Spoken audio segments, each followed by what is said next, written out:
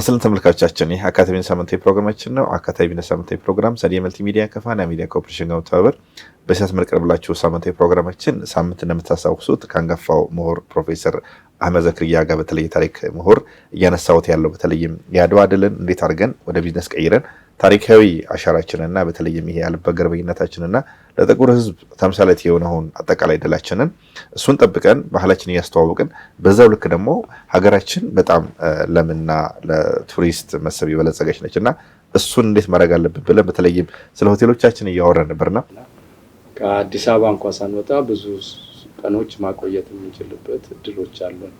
አሁን ደግሞ የተጀመረው በቱሪዝም ሴክተር ኮሪዶር ልማቶች በአጠቃላይ ሀገሪቷ በሙሉ ያመጡትን ሁኔታ እናያለን። ሐረር በቅርብ ጊዜ ሄጄ ነበረ። አዲስ ከተማ ነው እና ካሰብኩት በላይ ነው የተለወጠችው። ሌሎች ከተሞችም ጅማም ሄጄ ነበር።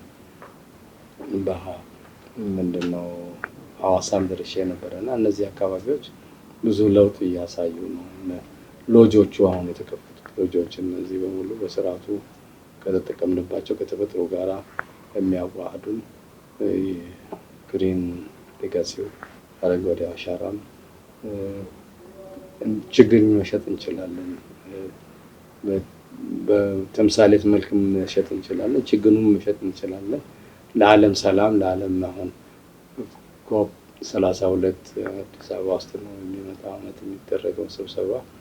ለዚያም ዝግጅት እነዚህን መሸጥ የምንችልበትን ሁኔታ አሁን የጀመርናቸው እንቅስቃሴዎች ጋር ተያይዞ ቱሪዝም ዘርፉን የበለጠ የምንጠቀምበት ሁኔታ ተስፋ ያለው ሁኔታ አለ ብዬ ነው የምገምተው። የሆቴሎችም ሂደት ከነበረው በጣም እየተሻሻለ መጥቷል። የቤት አሰራራችንም ስርዓት እያመጣ መጥቷል እና እንደ በፊቱ ብዙ ችግር ያለ አይመስለኝም። አንዳንድ ሆቴሎች ስርዓት አልነበራቸውም፣ አሰራሩም አስቸጋሪ ነበር። አሁን ግን ሞዴሎች እየመጡ ነው። የሃይሌን ሆቴሎች ስናያቸው በጣም የሚገርም ናቸው። አንድ ወጥ ሆኖ ስርዓት ባለው አሰራር ጀምረናል ማለት ነው። ሌሎችም ሆቴሎች የቼን የዓለም አቀፍ ቼኖችንም ሆቴሎች መማሪያ ይሆናሉ ማለት ነው። በኢንቨስት የሚያደርጉ ሰዎች ዝም ብሎ ሆቴል ብሎ ከሚጀምሩ እውቀት ካላቸው ጋራ አብሮ የሚሰሩበትን ሁኔታ ቢያመቻቹ የኮከቡን ነገር ከፍ ያደርግላቸዋል። እነዚህ ነገሮች በሙሉ መምከር የሚቻልበትን መድረክ ብናመቻች ጥሩ ነው እና የምሽት ግብኝታችንን ምሽት ላይት ኤንድ ሳውንድ እንደሚሉት አለ አንዳንድ አካባቢ ቲያትር እያሳዩ ምግብ መጠጥ የሚያቀርቡበት ሁኔታ አሁን ብዙ ፓርኮች ስላሉን እነሱንም የምንጠቀምበት ስለ አድዋ ጦርነቱን ድባብ ማሳየት የምንችልበት አጋጣሚዎች ማዘጋጀት ይቻላል ብዬ ነው የማስበውና እድላችን በጣም ሰፊ ነው። ሆቴሎቻችንን ሁለት ነገር ማስተካከል እንችላለን ፕሮፌሰር። አንደኛ ከስያሜ አንፃር የአድዋ ድልን ፕሮሞት የምናደርግበት ነው። ሁለት ደግሞ እንደው የስራ ድል ከመፍጠርም አንፃርና ታሪኩን በጎን እንማራለን። በዚህ ደግሞ ቢዝነስ እንሰራለን። አልፎ ተርሞ ስለኛ ታሪክ የማያውቁትን መሀል ላይ ያሉት ወጣት ቱሪስቶችንም ይሁን ሌሎች ዓለም አቀፍ ሰዎችን ከማስተማር አንፃር እንደው ምን መደረግ አለበት ይላል ፕሮፌሰር? አሁን የተሻለ ስትራቴጂም እቅዶችም አሉ ብዬ አስባለሁ እና በዛ እቅዶች ውስጥ አሁን የሆቴል ማህበራትም ጠንካራ ናቸው፣ ከበፊቱ የተሻለ ግንዛቤ ያላቸው። ምክንያቱም ዓለም አቀፍ ስብሰባዎችን አዲስ አበባ እያስተናገደች ነው። ባለፈው አመት 150 በላይ ነው፣ ዘንድሮም ከዛ በላይ ይሆናል ብለን ነው የምናስበው እና እነዚህን በሙሉ ስናስበው ከዚህም እየጨመረ ነው የሚመጣው።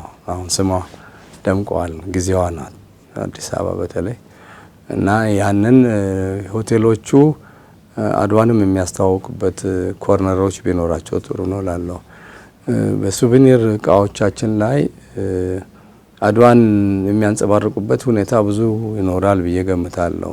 በጣም ሳይበላሽ ይዘቱም ብዙ ሳይበላሽ ግን ድምቀት ባለው መልክ ሲኒዎችን፣ ማንኪያዎቻችንን፣ ሳህኖቻችንን አድዋን ምልክት የምናደርግበት አይነት ቢሆን ለተለያየ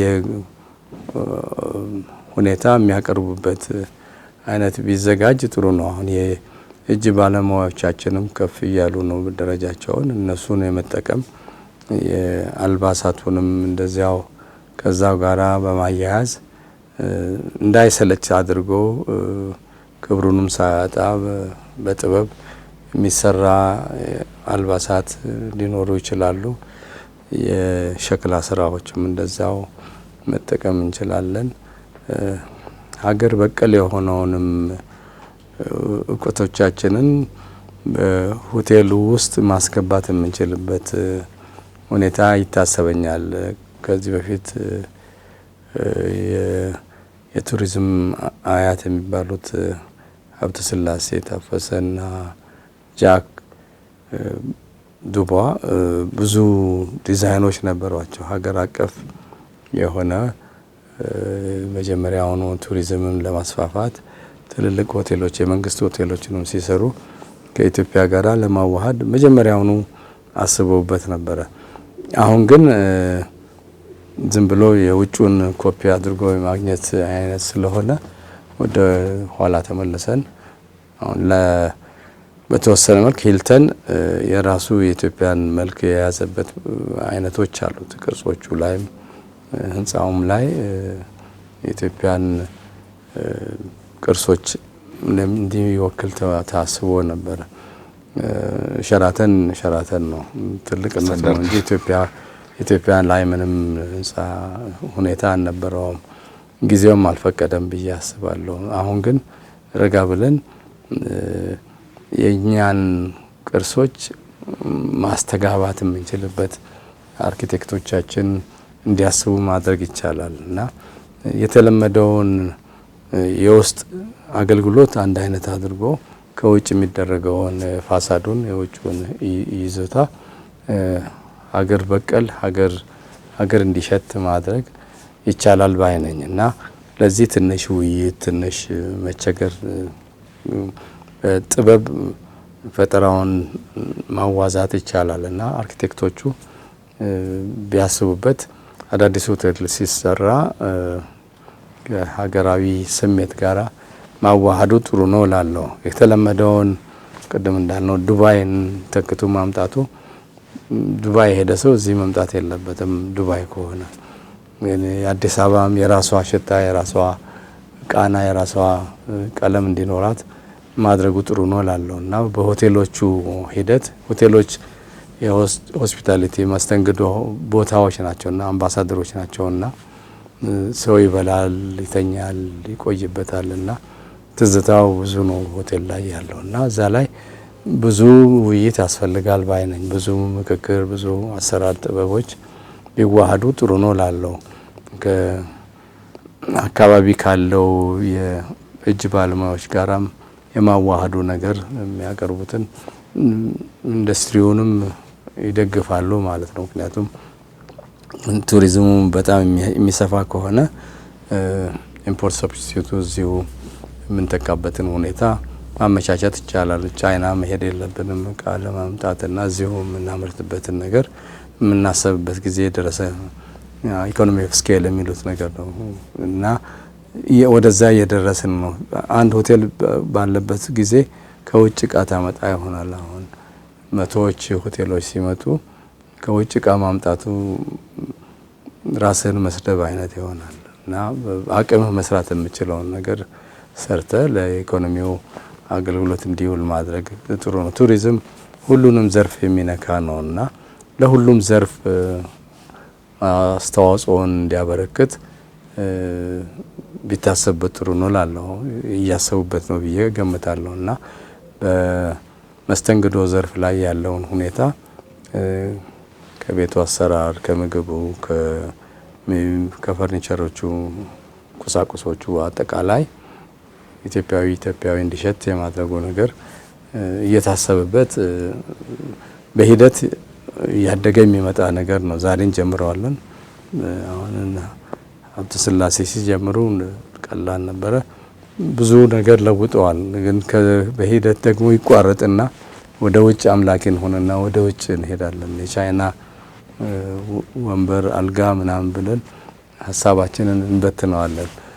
የውጭ ምንዛሬ ለማትረፍ ይሁን ለሌላም ጥቅም ይሁን ሳናስበው እዚህ መስራት የምንችለውን እዚህ ማሳደግ የምንችለውን ነገር ወደ ውጭ እናደርገውና አቅማችንን እንገድበዋለን። አሁን ግን እውቀቱ እየመጣ ነው ብዬ ነው የማስበው። የክሪቲካል ማስ የሚሉት ነገር ደረጃ ተፈጥሯል።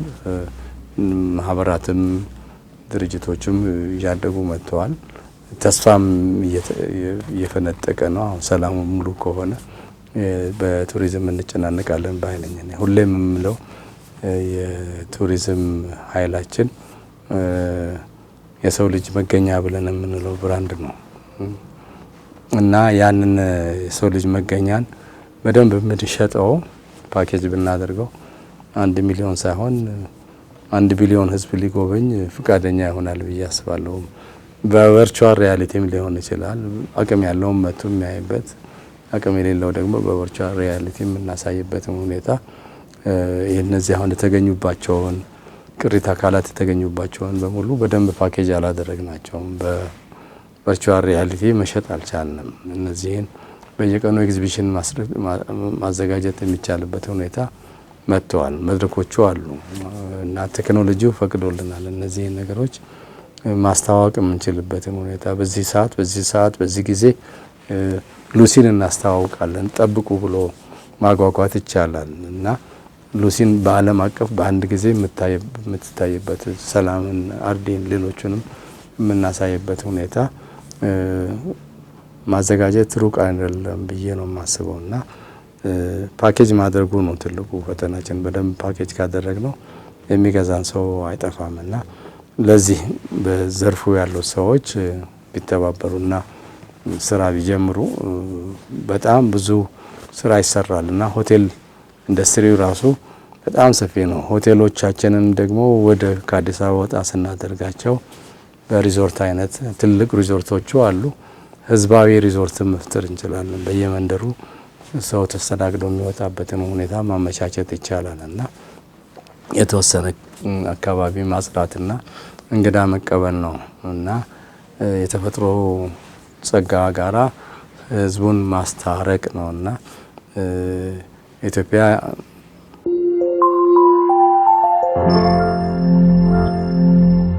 በዓለም ካሉት የአየር ጠባዮች በሙሉ የተቋደሰች እድለኛ ሀገር ናት ነው የምለው።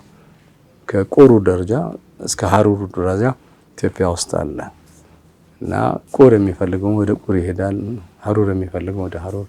መሀል ላይ የተለያየ የአየር ጠባይ ያላቸው ቦታዎች ስላሉ እነዚህም በሙሉ ህዝቡ እንዲያስተናግዳቸው ህዝባዊ ቱሪዝም መፍጠር ይቻላል። ኮሚኒቲ ቤዝድ የሚሉት ህዝቡን ያቀፈ ቱሪዝምም ያስፈልጋል። ምክንያቱም ሁሉም እንዲቋደስ ገበያው እንዲቋደስ ማድረግ ትልልቆቹ ሆቴሎች ብቻ አይደለም ማሰብ ያለብን፣ ትንንሾቹንም ሀገር በቀል በሆነ አርኪኦሎጂ አርኪቴክቸር የተሰሩት ቤቶቻችንን አሁን ብዙ አይነት የቤት አሰራር አለን ኢትዮጵያ ውስጥ እና እዛ ውስጥ ማደሩ ለሁሉም ደስ የሚለው አይነት ይሆናል ብዬ ነው የማስበው እና ለሚያስፈልጋቸው ብዙ ጊዜ የሚሉት መጸዳጃ ቦታ፣ ንጹህ አንሶላ፣ ንጹህ ምግብ፣ እነዚህ ከተገኘ ቱሪዝም የትም ማረፍ ፍቃደኛ ነው።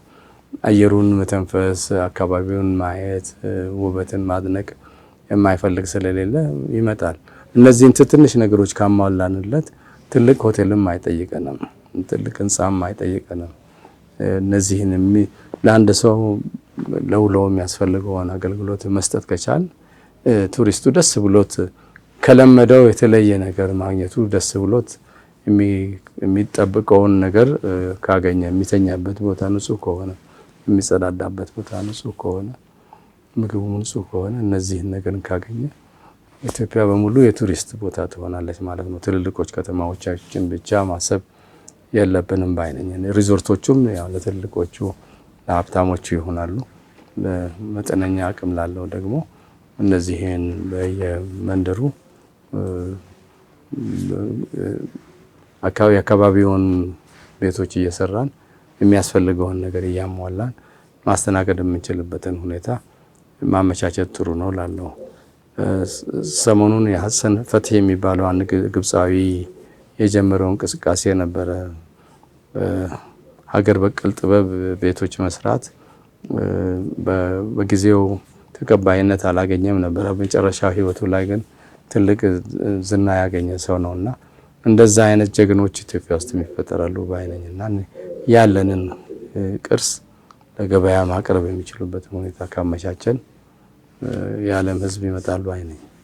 መልካም፣ በጣም ጥሩ አይነት ገለጻና በተለይም ሁለመናውን ከቢዝነስ አስፔክቱና ከስራ ዕድል ፈጠራ አንጻርና ታሪካችንን ከማስተዋወቅ አንጻር ያነሱት ነጥብ በጣም ጉልህ ነው ብዬ አምናለሁ። ምናልባት ግን እንደው ለወጣቶቻችን የስራ ዕድል አሁን በዚህ ደረጃ ሰው በየደረጃው በጣም ለጊዜው ደግሞ ቅንጦት አይነት ሆቴሎችን እና ደረጃቸው የሚመጥኑ ሰዎች እንደ ገቢ መጠናቸው የዓለም አቀፍ ቱሪስቶችን መስህብ ሆነው እዛ ውስጥ እንግዲህ በጣም ኮመን ከሆኑ ነገሮች ውጪ ደግሞ የራሳችንን ባህላችንን የምናስተዋውቅበት ብዙ ነገሮች አሉ። ለጥበባችን አለ ብዙ ነገር አለ። መብላት፣ የምንጠጣው፣ የሹካይ ማንኪያው፣ ለየ ፋሲሊቲ ኢቨን ከምንጠጣበት ሳሙና ጀምሮ ብዙ ነገሮችን እዛ ላይ በራሳችን ስልጣን አለን የማተምና የማስተዋወቅ አንጻርና አገልግሎቱን እየሰጠን በጎንዮሽ ደግሞ የራሳችን የማስተዋወቅ ነገር እንደው እንዳጠቃላይ ግን ምናልባት እንደው ይሄ ነገር ተጠናክሮ አሁን ያሉት ጅምሮች በጣም ጥሩ ናቸው። መንግስት ጥሩ ፈርታይል ግራውንድ አለው። በተለይም ትልልቅ ሎጆችን በሀገር አቀፍ ደረጃ በማዳረስና በዛው ልክ በተለይ ቱሪስቶችን መሰረት አድርጎ ነው የሚሰራውና እርግጠኛ ነኝ በዛ ውስጥ ባሉት ነገሮች በአንዳንድ ነገሮችንም መንግስት ሁለቱም ጎን ለጎን ማስኬድ ይፈልጋልና የብሔራዊ ትርክታችንን ከማስቀጠል አንጻርና በተለይ ግን እንዳጠቃላይ እነዚህ ነገሮች መስመር ይዘው የሚሄዱ ከሆነ ለወጣቶቻችን እና እንደ ሀገር ያለው ፋይዳ እንዴት ያዩታል ፕሮፌሰር? ትልቅ ነው ላለው አሁን ኤአይ መጥቶ ስራ ይወስድብናል ብለን እንፈራለን። በቱሪዝም ሂደታችን ብዙን ስራዎቻችን በስርዓት ከሰራናቸው ብዙ ሳንለፋ ብዙ ገቢ የምናገኝበት እድል አለ ባይ ነኝ። በቱሪዝም ብቻ ቅድም እንዳነሳሁት 1 ቢሊዮን ህዝብ ማሰባሰብ ከቻል አንዳንድ ዶላር ቢሆን 1 ቢሊዮን ዶላር ተገኘ ማለት ነው። በሂደቶች በአመት ውስጥ የተለያየ እንቅስቃሴዎች ብናደርግ በቨርቹዋልም መጠቀም የምንችልበትን ሁኔታ መክፈት አለብን ባይ ነኝ። መምጣት የሚችሉት ይመጣሉ። መምጣት የማይችሉትንም ፓኬጅ አድርገን የምንሸጥበትን መላ መፍጠር ነው። አሁን 1 ቢሊዮን በአካል ሊመጡ ይችላሉ ብዬ አስባለሁ። ማስተናገዱ ነው ችግራችን። ማስተናገድ አንችልም እና በቨርቹዋል ካደረግነው ግን ለ8 ቢሊዮንም የሚሆን ነው ዓለምን በሙሉ። አዎ እና ክሬቲቭ መሆን ነው የሚያስፈልገውና ጥበቡን ይስጠን ነው የምለው ፈጣሪ። እነዚህን ነገሮች ፖቴንሻሉን ከከፈት ነው በጣም ሰፊ ነው እና ቱሪዝም ለኢትዮጵያ በጣም ትልቅ ምንጭ ነው። ትልቅ ምንጭ ነው። ግብርና አስፈላጊ ነው። የሰው ልጅ መብላት አለበት። ለቱሪዝምም ግብርና ያስፈልገዋል። ምክንያቱም ሰው ከመጣ እዚህ መገብ አለበትና ግብርና መርሳታችን አይነት አይደለም። ቱሪዝም ሁሉንም ሴክተር ይነካል ባይ ነኝ። ምክንያቱም ሰው ይበላል፣ ይለብሳል፣ ይጸዳዳል፣ ሳቡናል፣ ቅድም አስፈላጊ ነገሮችን እነዚህ ነገሮች በሙሉ የተወሰነው በግብርና ያገኛል። ቃሪያውም፣ ሰለጣውም፣ ሽንኩርቱም ምኑም ከገበሬው ጋር ይመጣል። ትራንስፖርቴሽን አለ ከቦታ ቦታ የሚንቀሳቀስ ያንንም አካል ይነካዋል። ፎጣ ያስፈልገዋል፣ ብርድ ልብስ ያስፈልጋል፣ አንሶላ ያስፈልጋል፣ የመሳሰለው ነገር ወንበር የመሳሰለውን ነገር ኢንዱስትሪው ይሰራዋል ማለት ነው። ይዞት የሚሄድም ጌጣጌጥ ይፈልጋል። ማዕድናችን አለ፣ ወርቁ አለ፣ ጂሙ አለ፣ ብዙ ነገር አለን። የከበረ ድንጋዮቻችን አለ። እነዚህን እናስተናግዳለን ማለት ነው። ቱሪዝም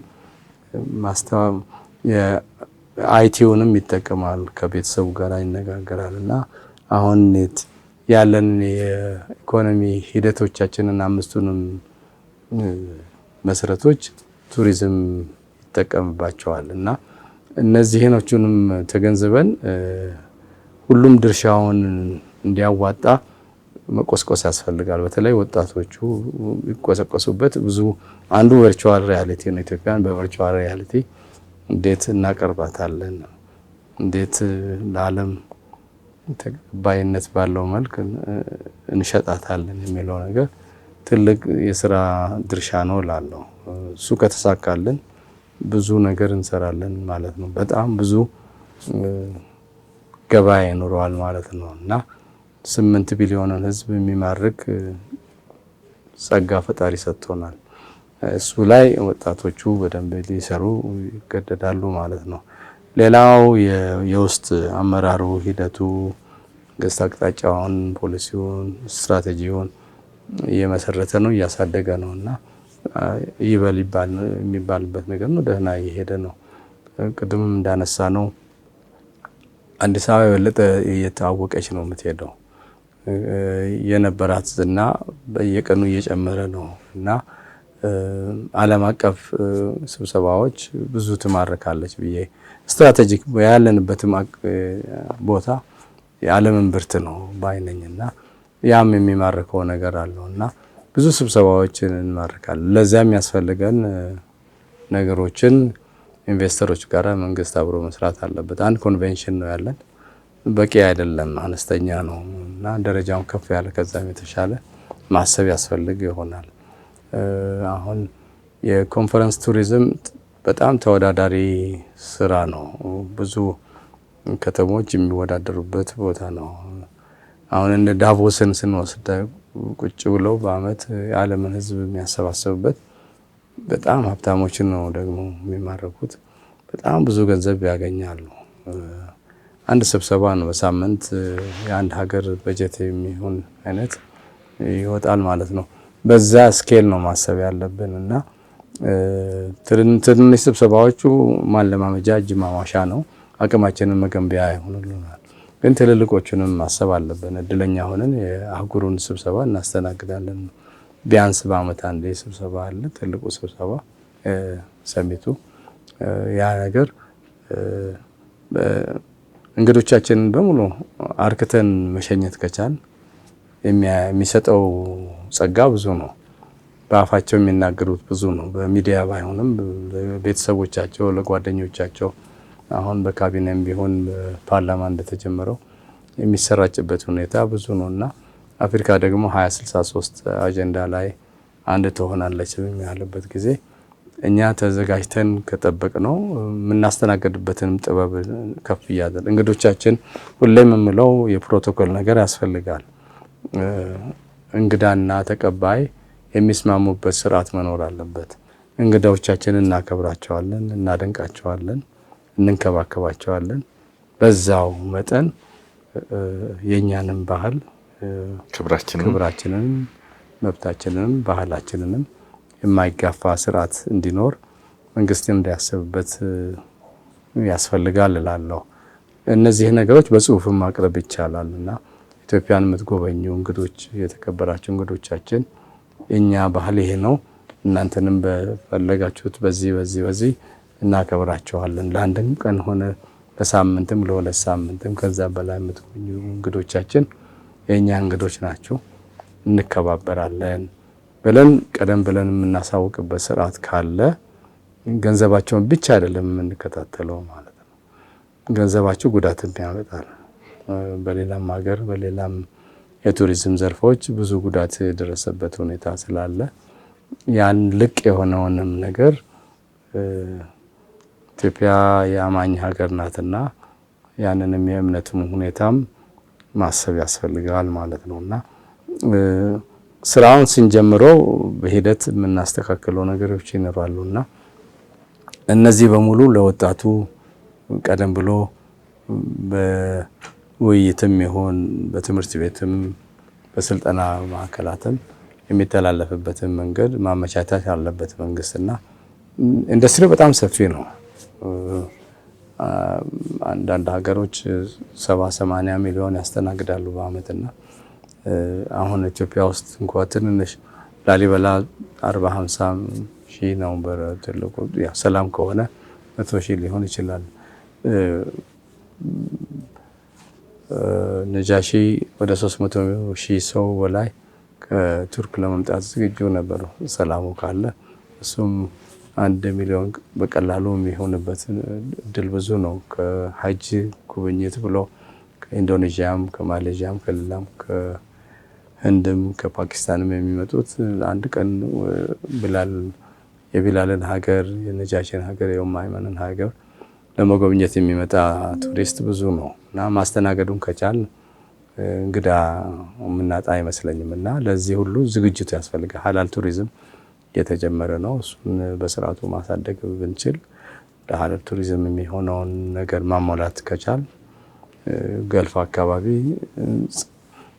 ፀሐዩ ሲያቃጥላቸው ቀዝቃዛውን አየር ለመግዛት ይመጣሉ ብለን ማሰብ ይቻላል እና ብዙ ቦታ አንዳንድ አካባቢ 3 ወር 4 ወር መቀመጥ የማይቻልበት ቦታ ነውና ኢትዮጵያ ደግሞ ሁሉም አለን፣ ቁሩም አለን፣ ሀሩሩም አለን። ሁሉም እንደፈለገው የሚጠቀምበት ቦታ እድል ስለምንሰጠው ብዙ ቱሪስት አካባቢያችንም ይመጣሉ ብዬ ነው የማስበውና አስፍተን ከሄድን ብዙ ነው እድሎች አለን። መልካም። ከአንጋፋው ምሁር ከፕሮፌሰር አህመድ ዘክርያ ጋር በተለይም የአድዋ ድልን እንዴት አድርገን ታሪካዊ እሴቶቻችንን ቱሪዝማችንን ተጠቅመን ሀገራችንን እናበለጽጋለን፣ ዜጎቻችን ምን ያክል የስራ ዕድል እንፈጥራለን በሚለው ርዕስ ላይ እዚህ ስቱዲዮ ተገኝተው ለሰጡኝ ሰፊ ምሁራዊ ማብራሪያ በሰፊ ፋና ሚዲያ ኮርፖሬሽን ተመልካቾች ስም እጅግ በጣም የከበረ ምስጋና ያቀርባለሁ ፕሮፌሰር። እኔም አመሰግናለሁ። መልካም ተመልካቾቼ፣ ይህ ሳምንት ፕሮግራም በዚህ ይቋጫል። ሳምንት በተለየ ርዕስ በተለየ እንግዳ እስከምንገናኝ መልካም ሳምንት።